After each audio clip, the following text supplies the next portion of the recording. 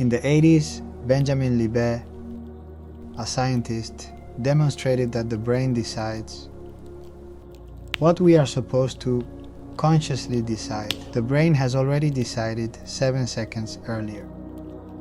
So it is not you who decides. Even if you think you are conscious at that time and you are choosing for your own being, the subconscious is in charge of that process. In full bore, what we are going to do is to work and study and give shape to all that darkness that is processed within us in those 7 seconds. It's scientifically proven that 95% of your shares, conscious decisions and thoughts that you think you take throughout your days, they are decided by your subconscious. They are based on absolutely in the programming of beliefs. Who is deciding absolutely all your reality, and how you interpret what you are living is your subconscious, hence the importance it has. Reprogram, or at least contrast, how many of these beliefs are yours? How many of those beliefs you already brought before you were born, either because of your parents? Before being born, whatever your parents were experimenting, everything they did or the way they survived in their time is going to be transferred to your DNA. It will be transferred to your consciousness, as well as the first 10 years of your life, and so do the rest of the days of your life. So here what we are going to do is simply work all and understand these experiences from another perspective.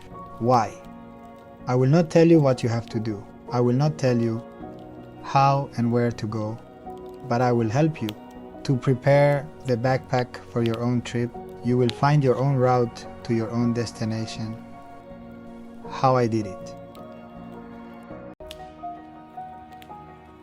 Returning a little to the purpose of full bore is to be aware of everything you have inside that you don't want to look at, that you avoid or you are afraid to face. For example, I am aware that my internal wounds, or the ones I already bring, are abandonment and rejection.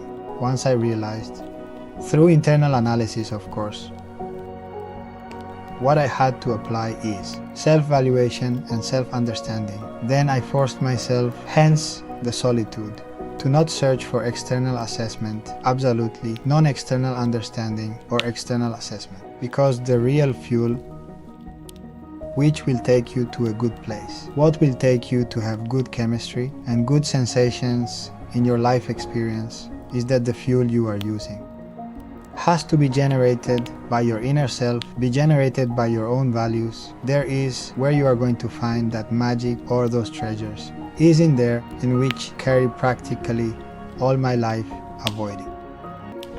It is impossible to explain everything in a video, so little by little. I will organize and focusing each time on a theme, each time in one thing to develop. What I mean in general is that full bore above all the first stage, which is the cartography of the being. I will simply give tools and knowledge so everyone can be explored and draw your own interior map. There you will find your inner treasures. There is where you are going to define the real destiny that will make you have a full experience of life. This is not going to take away your problems, but rather you will understand everything that happens around you. Everything that happens to you, as I say, the first phase, cartography of the being, is going to try how to make that backpack and how it looks like to restructure, how to internally restructure yourself. The next phase, we are gonna talk about death. I know it's a bit of a difficult topic or creates rejection. After investigating different cultures, the message they have in common is about this life does not end here. Let's say your physical body does run out, but your conscience is still here. So if you are not, who manages your consciousness or sub, once your physical body fades away, you will feel lost. So if you do this job now, you're going to lose that fear of death. You're going to change that chemical because your body, by saying the word death, the wrong chemistry was already segregated. You have to understand this is not the end. This is the beginning of something else. When that happens, when it happens, you won't be able to take anything with you that now you used to avoiding your reality. You will have nothing. You will not have external assessment. You will have nothing that makes you feel powerful. Everything is inside. So the importance of this whole project as of today, when your physical body is still alive, be aware and have control of your subconscious, because in the end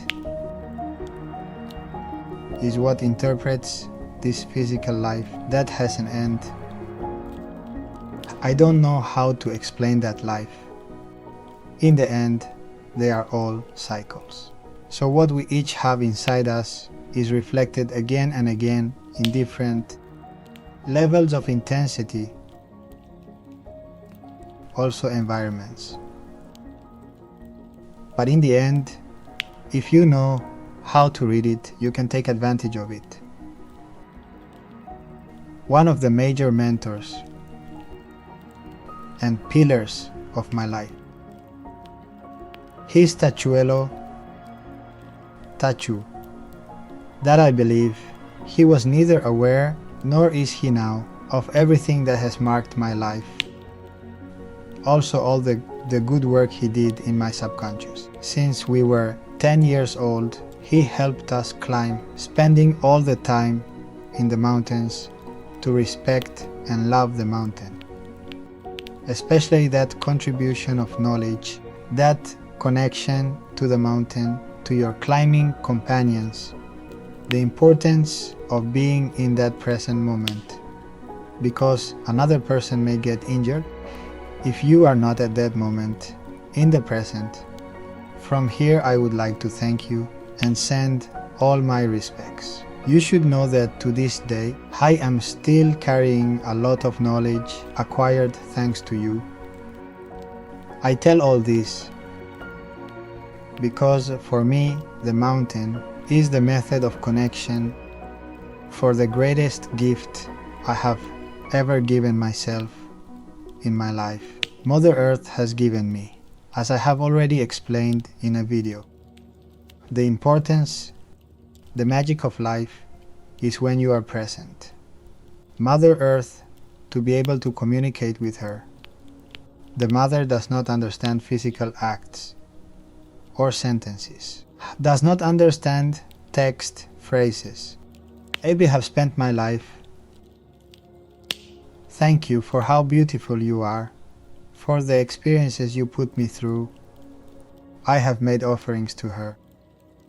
But everything is very physical, very third dimension, until I realized that what I have to send is in silence, frequency and sensations, because that's what she understands. That's when Mother Earth thanks you, because all she wants for you is to be present, to have a presence in your life, that you act, interpret with your senses, not with your mind. When this happens, in my case for example, always gives me something as a gift. When I am present, when all my presence and all my senses are currently on site, smelling, feeling, not only observing, but analyzing what you are looking at. The magic of fire, for example, is a live chemical reaction. You cannot see it anywhere else more than in fire. I will place a lot of emphasis on the importance of solitude, also to find value in silence, because silence is where they appear, or where you get those internal certainties. What I have experienced during my life, at the end, when something happens in front of me, my head is worth processing the situation from different perspectives, by different laws of science, also cultural writings. Then the main thing is to have the capacity to get to the root of the situation. So if you can just put a word of what is happening, or about how you feel, you are already taking a step forward. For example, when I was young, I used to visit my uncle. He's the real shaman of the family. In other words, he is a real shaman. Who knows about him knocks on his door to be treated, to be a reflection of his knowledge, but he says he never studied.